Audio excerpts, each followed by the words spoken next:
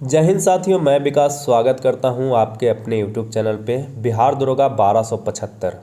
अगर अभी भी आप प्रैक्टिस सेट बनाने के बाद आपके नंबर है जो 50, 55 या उससे कम रह रहे हैं तो ज़्यादा पैनिक होने की ज़रूरत नहीं है। आपकी तैयारी लगभग ठीक ठाक है, बस थोड़ी सी और मेहनत करने की ज़रूरत है और सही तरीके से बेहतर तैयारी करने की ज़रूरत है। क्योंकि जब आप रेगुलर प्रैक्टिस सेट बना रहे हैं उसके बावजूद भी आपके मार्क्स है जो 50, 55 रह रहे हैं तो अभी आपने बिहार दरोगा का जो सिलेबस है उसका लगभग 50 से 60% तक एरिया कवर कर चुके हैं और अभी आपके पास 1 मंथ बचा हुआ है। तो सही तरीके से आप तैयारी करके आप 75 या 75 प्लस मार्क्स ला सकते हैं। बस 2-3 आपके पॉइंट्स हैं जो नोट करने हैं, तो आप उस पॉइंट को नोट कर ले, ध्यान से सुने।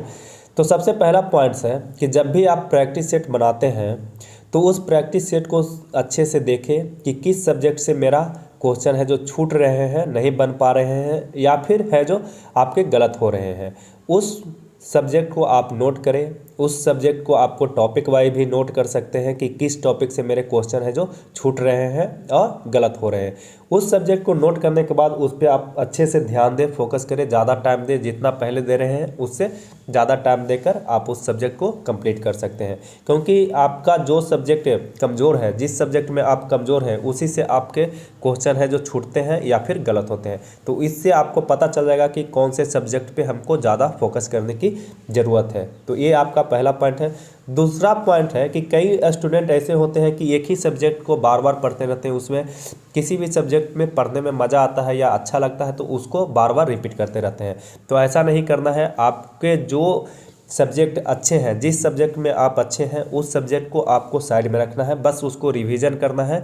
आप जो पहले उस पर 2 घंटा या 2.5 घंटा का समय देते थे आप उसको सिर्फ आधा घंटा का समय दें, 45 मिनट का समय दें। यानी उसको थोड़ा सा साइड में रख के आपको जो सब्जेक्ट में आप कमज़ोर हैं उस सब्जेक्ट को आपको ज़्यादा मेहनत करने की ज़रूरत है और ज़्यादा फोकस करने की ज़रूरत है। जो सब्जेक्ट में आप अच्छे हैं उसको थोड़ा सा साइड रखें, बस उसको रिवीजन करें। तीसरा पॉइंट है कि जो आप सिलेबस है, पीटी का सिलेबस सबसे पहला स्टेज है अगर, तो वह है पीटी। आपको पीटी के सिलेबस के अनुसार ही पढ़ाई करना है और साथ में इस पे ध्यान देना है कि कौन सब्जेक्ट से किस विषय से ज़्यादा क्वेश्चन पूछे जाते हैं। इस पे मैं पहले भी वीडियो बना चुका हूँ कि किस सब्जेक्ट से कितने क्वेश्चन आए हैं, पूछे जाते हैं।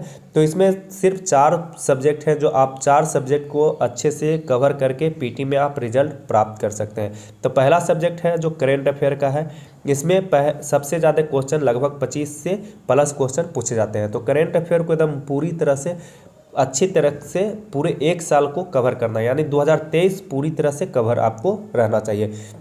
उसके बाद आपके आते हैं साइंस का सब्जेक्ट से क्वेश्चन लगभग 18 से 20 के आसपास रहते हैं। तो साइंस आपको जो भी है फिजिक्स, केमिस्ट्री, बायोलॉजी, इन तीनों को अच्छी तरीके से पढ़ना है। इसके बाद आते हैं आपके हिस्ट्री में आपके क्वेश्चन लगभग 15 से प्लस रहते हैं, तो आपको हिस्ट्री पढ़ना है अच्छे तरीके से।